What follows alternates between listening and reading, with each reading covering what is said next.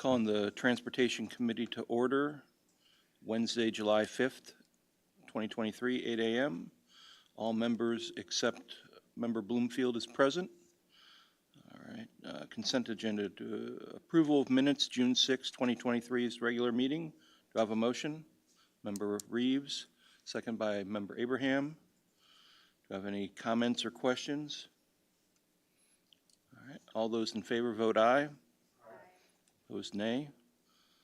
Minutes are approved. 2B, recommend approval of bills and transfers, if any, to the county. Bills totaling $2,104,614.36. Do I have a motion? Motion by Member Abraham, second by Vice Chair Soldner. Any comments or questions? No? All right. All those in favor say aye. Aye. Opposed, nay. The bills are approved. Do we have any appearances by members of the public or county employees? We've had no requests this morning. All right. Number 4, department matters. 4A1, request approval of a bridge construction petition for joint culvert replacement number 1, Randolph Township Road District. Do I have a motion? Motion by Member Abel, second by Member Abraham. Mr. Stokes? So this is a joint culvert that, or a culvert problem that the road commissioner, Stacy Reese from Randolph Township, brought to us. He noticed a suck hole on the edge of the road, and it's a concrete box culvert where there was an extension put on, and where the extension was put on to the actual culvert, then that's where there's a hole that started developing there, and it started getting worse and worse. And so we're just going to go in there and replace the whole entire culvert and put a new 48-inch round pipe in there. And this is on the very south edge of Hayworth. Do we have any questions? No? All right. All those in favor say aye. Aye. Opposed, nay. The request is approved. 4A2, request approval of a resolution for the June 27th, 2023 construction letting. Do I have a motion? Motion by Member Abraham, second by Member Abel. So this was basically just a special maintenance project that the road commissioner wanted to do on a couple of roads that are kind of higher traffic roads for him. They use these roads to go to El Paso. A lot of the students and stuff going back and forth on this road, and so he thought it was going to be a good idea to use his Rebuild Illinois funds on this. Also, he's using all 6 allotments. I think it amounted to like maybe $250,000, and then the rest he's using motor fuel tax dollars for. So, so we just put this out for bid, and Road Construction was the low bidder, and so they're planning on starting to work here in the next month or so. Do we have any questions? No questions. All right. All those in favor vote aye. Aye. And opposed, nay. The ayes have it. The request is approved. 4B, items presented for information. Mr. Stokes? So we got a slew of projects here. I don't have projects or pictures for everyone. I just think I showed most of them last time. But the Meadows Road project, that's all been completed. We've got it all striped and everything. So this is the final cost on this project. So $8 million project. We came just a little bit under. But there was a lot of pay items and a lot of different quantities moved around from, with a job this big. So, and it overall ended up coming in under, and so that was good. But they finished all that work here in June. And then, oh, sure. So in a case like this, I realize there's not a lot of money left over, but did we get like $4 million or something from the state for this? Do we get to spend their money first and then use ours after that? Yeah, so that's exactly what I did. $4 million was from the Rebuild Illinois funds, and so we used all that first. And then we had around $2.5 million that came from the Blooming Grove Wind Farm. And so then that was used, and then the remaining was motor fuel tax funds. Okay. So actually, after we did all the resolutions and stuff way ahead of time, and so that's basically what IDOT authorizes us to spend. And so we actually are going to get $1 million is going to go that we didn't spend out of motor fuel tax is going to go back in as unobligated funds that we can use on future projects.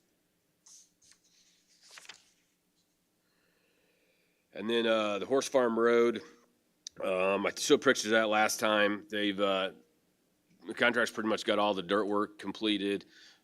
They've got like one crossroad culvert they're waiting on delivery of pipe for, and then I think they got all the field entrances in, all the other culverts, and they're going to start maybe coring out the road here maybe next week and start bringing in aggregate. So good weather. We moved along on that project really good. So if we can start getting the aggregate in there, then we'll be in good shape by the time harvest gets here.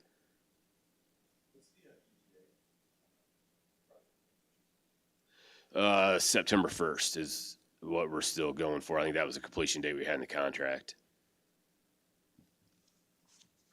Any questions on that project? The next project was another one I showed pictures last month on, but this was another one that we just finalized out, got all the final documentation. So it came in about 10,000 or so under the original contract. So that went from Kamlar Park over to Lake Bloomington, and that's where we added the safety shoulders and stuff. So that project turned out really good. Gotten a lot of compliments on that one. The next project is the Saybrook Arrowsmith Road, and so that is they just paved the surface here last week, and so I have some pictures up of this. And so this one here, we actually closed the road down and paved it full width. So so they paved it 22 foot wide. A lot of times we're just doing 11 or 12 foot wide, but we thought with the traffic on this road that we could get by with doing that. So in doing that, it only took them 2 days to do the surface, and we just closed down about half of it at a time, and then they did it. I think the one day they had like 29 semis running from their plant to feed this machine. So you kind of can see here. So this is a paver, and this is what they call a material transfer device, and they got different sizes on these. I think I got a better picture. And so the material goes in right here from the truck, and some of them remix it, or it kind of heats it back up, and then it goes back into the paver. And what that does is it allows the paver doesn't ever stop. It just keeps going, and the truck's back in, and so then the truck backs into the hopper there of the material transfer device, and then it puts it right in the hopper of the paver, and they can just keep going. So we've done this on a few roads, and it does come out. It eliminates basically doing it this way eliminates the joint in the center line is kind of why we do it. So. Can't do it on every road, but certain roads that we thought we could. So I guess got a few more pictures of the road here. You can kind of see this is the mat when it's all finished all the way across the road. And so then we got a couple rollers behind it that are basically kind of, I think they're assigned to, each lane, different, they're breakdown rollers and finish rollers and that. So, and then you can kind of see a couple more rollers back here. So that's that project. They're actually putting shoulders down today on that road. So then we'll have some guardrail and some miscellaneous items left. So any questions on that project?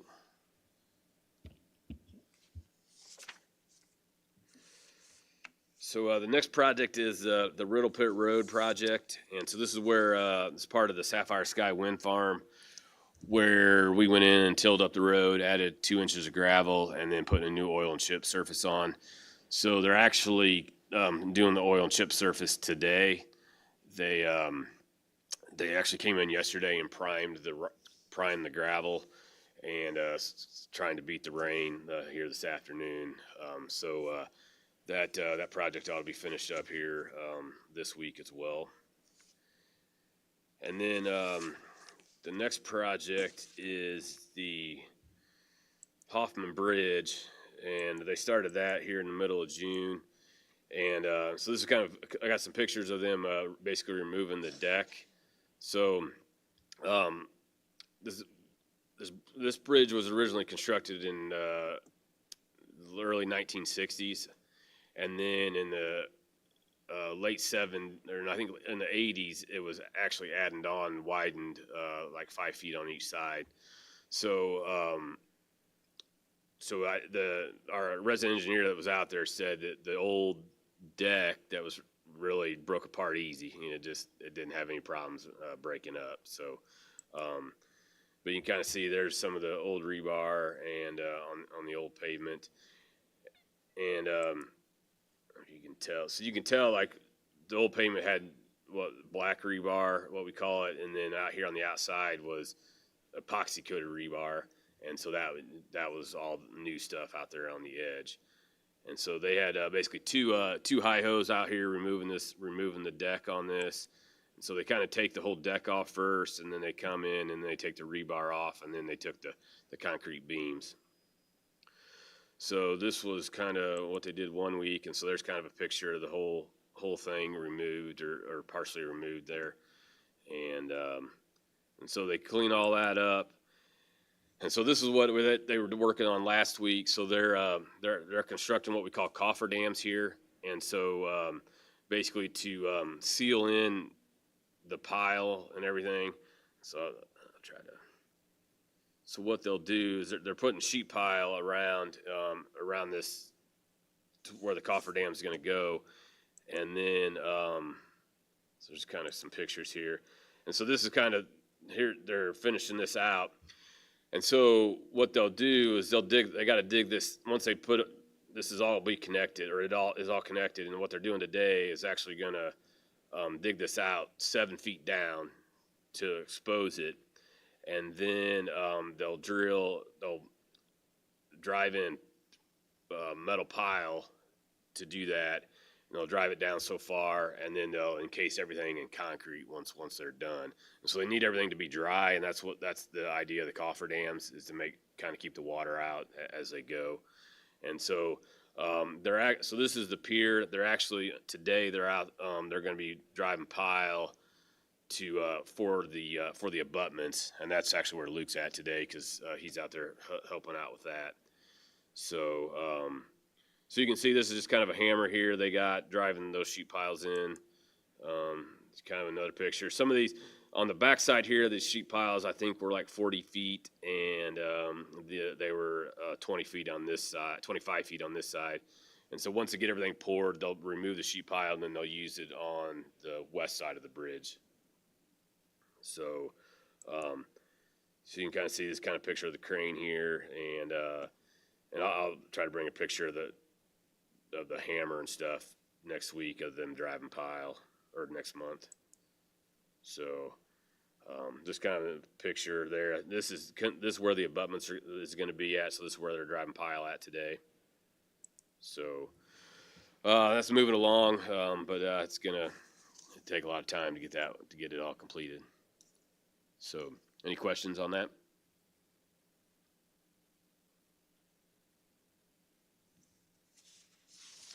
All right, let's move on to 4B2, intergovernmental agreement with the city of Leroy. Yeah, so this is was just put in here kind of for your information since it was brought forward you guys last month, and it was approved, and then at the county board it was tabled, and so there was just some language added in regards to making sure that the city of Leroy is not going to use it for minor traffic violation, speeding, and that. And it was just going to be for enforcement or solving crimes, or there might look at if there was a license been suspended or revoked, but no speeding or anything. So there was some language added in there to accommodate that.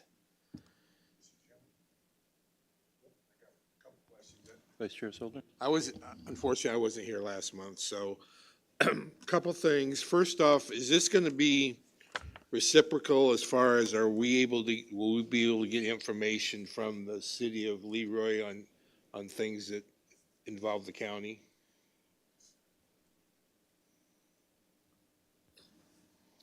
So this is only, the involvement of the county in this intergovernmental agreement is only for the placement of the camera. But I think the question you're asking is about our law enforcement, our sheriff's department, if Right. they would have information. And the answer is, if the sheriff's department requests that information from the city of Leroy law enforcement for purposes of law enforcement or ongoing investigations, there are times when they will share information there, but that has to be vetted through the city of Leroy law enforcement. It's not an automatic thing. Okay. How about, are they gonna archive this information? In other words, if we need something a year, a year after the event happens, is there gonna be something to archive it, or do you know? It's my understanding that their agreement with this company is that it only is kept for 30 days, I think around 30 Okay. days.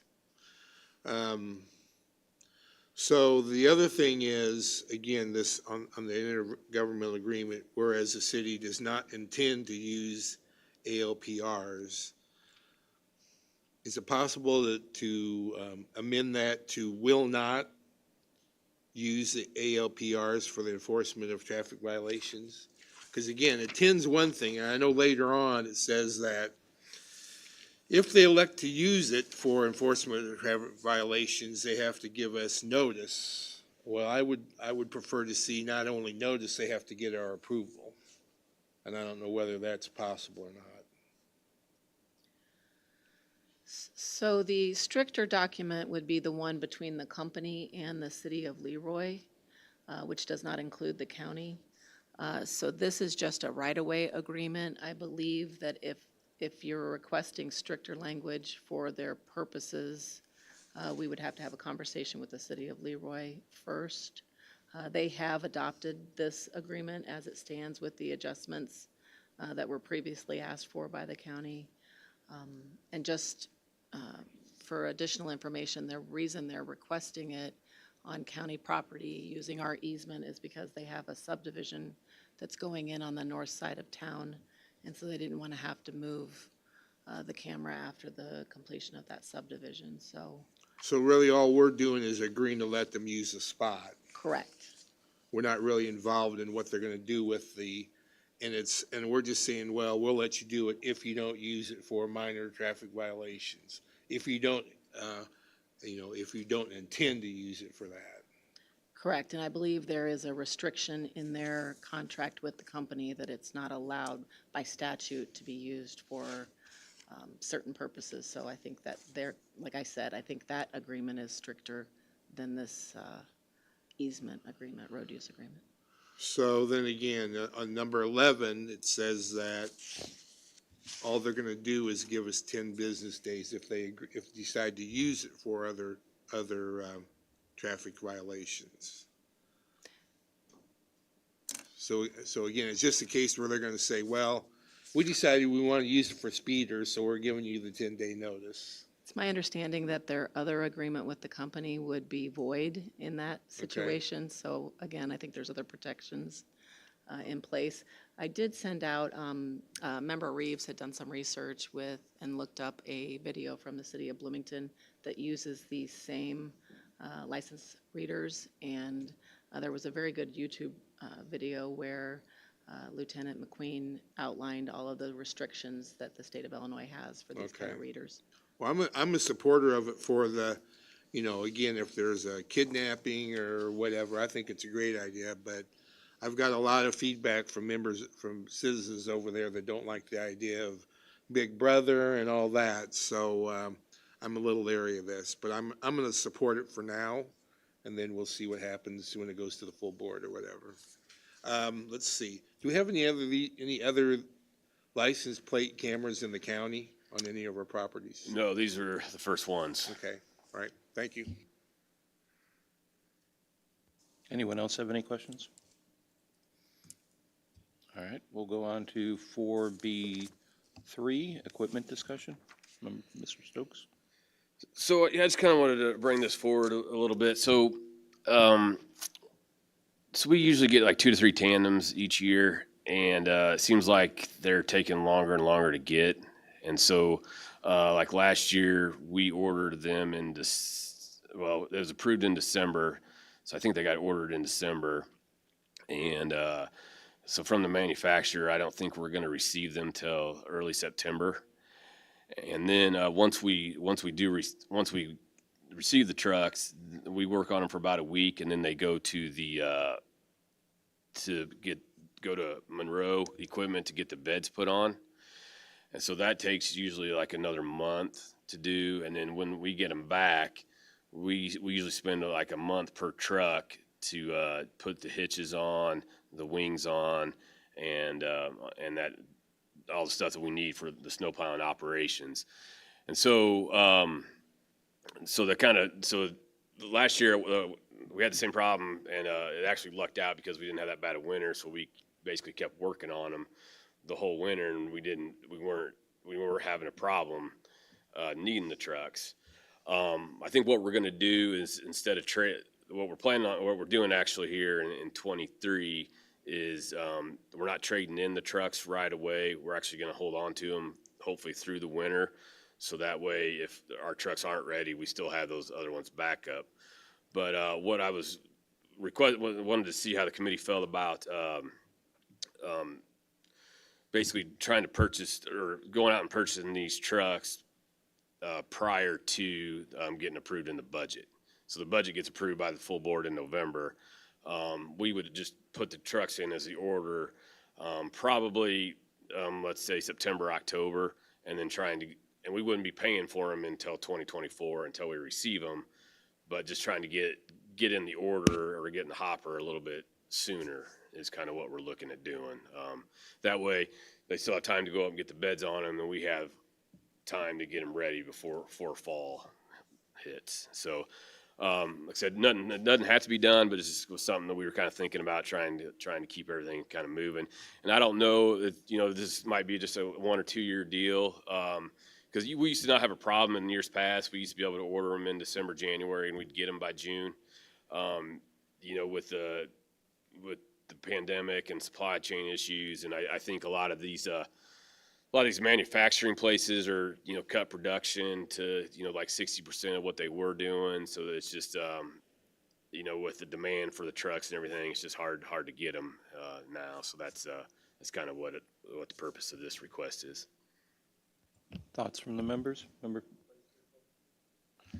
Couple things. First off, how is the dealer gonna, if we're gonna trade it in later, I would assume the dealer will realize that you're gonna put several thousand miles on it after they first see it or whatever. So I would assume that'd be one thing they have to take in consideration. The other thing is, should we consider rather trading, doing 3 trucks a year, whatever, should we consider going to 4 or whatever to help speed up the process? Those are my questions. So the first question, what we're looking to doing in 2023 is not trading the trucks in. They've actually got different auction sites now that we can put the trucks on, and we think we might get more money than what we would on the trades. We've had some luck on some other we've done some other pickups and that, and actually fared pretty well, we think. So I think if we get the word out there, our trucks seem to be pretty, they want them, and usually before they're traded in, they're already sold just because of everything that we do to the trucks. We've had some other counties and some townships up north that basically just wanted to let me know whenever we had a truck that they want to buy one every year. And so we can let them know that they're on the auction. They can just bid like anybody else, type of thing. So that's kind of our plan moving forward, and seeing what we get. I think the vendors will work with us, saying if once the trucks do come in, then they might look at a trade. But it's actually even hard to get a number from them right now, knowing that they don't know when the trucks are going to come in and how far off they're going to be. So they won't even give us a number on what the trade would be. So, and then secondly, I think three trucks is probably going to be our limit. Usually we do two. We need to probably do three to kind of catch up because we were planning on three. I think in the pandemic year or one of those 2 years, and then we were only allowed. They could only get us two, and so that's what we did. So it'd be nice to maybe this year get three and kind of help get made up. But I think four is going to be tough because, like I said, we spend probably a month on each one. And, there's and then the cost, of course, on 4 trucks. What do we have in inventory as far as how many tandem trucks do we have altogether? So we have 18.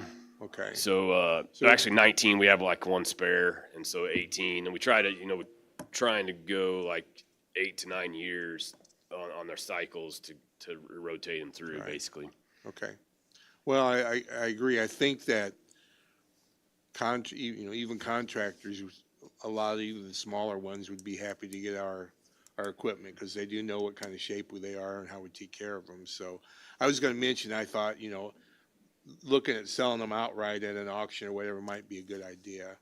And I'm not sure if a dealer gives you any kind of a deal. It might be different since the equipment's getting tighter to get, but before a lot of times the trade-in was more just to get rid of it, and so in this case, it may not be that way. Right. Anyone else have any thoughts or suggestions? Member Reeves? So with they kind of changed the way they did business. So you can put in a reservation now to get a build slot, or at least that's how they tell me it works. But like you, I've been on the reservation list for almost a year now to see if I'll get a build slot. So if we go to dealer X and say, I want a reservation for 2024 or 2025, how do we assure that through the procurement process that that's going to be the dealer that gets the winning bid? That kind of, like in a private industry, that's no big deal, but in this, that creates an issue. Sure. And so, so we actually, when I put this on the agenda, I was thinking that we were going to try to do something in August to bid them out. But the last couple of years, we've been using Sourcewell, Yeah. the Sourcewell pricing. And so they kind of do all the bidding, basically do all the bidding for us. And so that doesn't come out till like September. So we might not be able to actually place our order until October. And so I think there is different things with government agencies and that as far as when their build slots come and how that is. I don't know how it all works and that type of thing. But yeah, that is kind of a concern. Yeah, like if we went to international and they say, yeah, we can get the trucks by then, and they don't, we used to put it, when we did bid it, we used to have a mechanism in there to where we would fine them if we didn't get it in time. Well, it's kind of hard to do these days. And then, or if we went to Kenworth and they may say they can only get us one truck, and it's probably, it could be more money. And so I think we're just at that time we're just gonna have to look at the best dollar value at that point.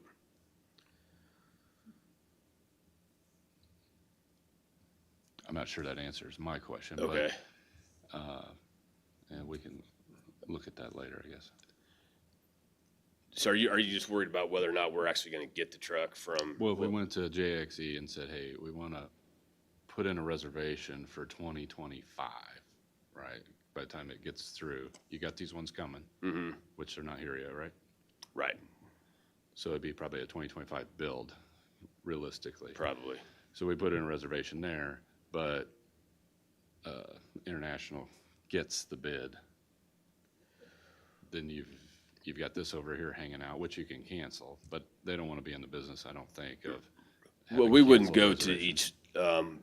each, if we would just, Put it out on Sourcewell. and then we would just go straight to international and say, we just want internationals this year. I'm not sure that.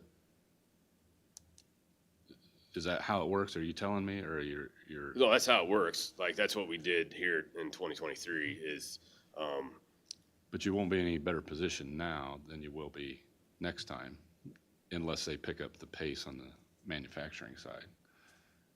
right, but if we're in, I guess if we're in the queue earlier than what, if we're in the queue in September or October versus December. I understand what you're saying, and I fully appreciate it. But the problem is, I think on that last one, is there was a little throwing a dart at the board saying, okay, if we get a $10,000 increase and that truck's gonna be a year older, that's why those numbers are, I don't know that they actually have solid numbers. I think somebody's betting on the come on those numbers based on the research I was doing. Because you can't get it. They can't tell you what it's gonna be 2 years out, at least in my experience. Well, I think when they do that source, like, so when the Sourcewell bids come out, like Kenworth bids and international bids, and so Yeah. we can look at all, and we probably will look at all three of those at that time, but, I mean, they'll have to honor that price. Yeah, I understand. I'm not saying that, but I think on their side, on the backside, they're saying you're wanting it for here. We're expecting a 10% price increase. The truck will have this much mileage, so we're gonna mark it down by the time we actually get it. Like, I think there's a lot of what ifs, right? Because the dealership doesn't know, even though the dealership's turning it into Sourcewell or the company's doing it. That assigns it to the dealership. So it's a sticky wicket.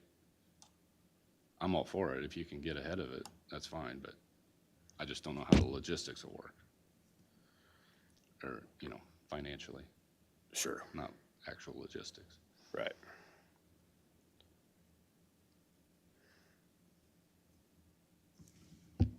Anyone else? Nope. All right. I think it sounds like we're okay with you trying to go a little bit early. Okay, if we can. We'll look at it and see make sure the Sourcewell bids come in, and we'll talk to all different vendors and make sure that we're getting the best price for the county. I'm sure there's many other governmental units that have the same issue, and they're sure we come up with some kind of solution, I would think. But I understand what you're saying. For us to approve a purchase and for the manufacturer to agree to that number 2-3 years down the line, that's kind of tough. But I have confidence in Jerry that he'll figure it all out. It's yeah, it seems it's a moving target, and it's hard to keep up on it all and how much it changes, and so thank you. All right, we'll move on to number 5, department matters. Administrator Taylor? I have nothing to present for this meeting. Thank you. All right, number 6, other business communications. Our next meeting is August 8th, 2023 at 8 a.m. Does anybody else have anything? Hope everybody had a good 4th. If there's nothing else, we are adjourned. Thanks.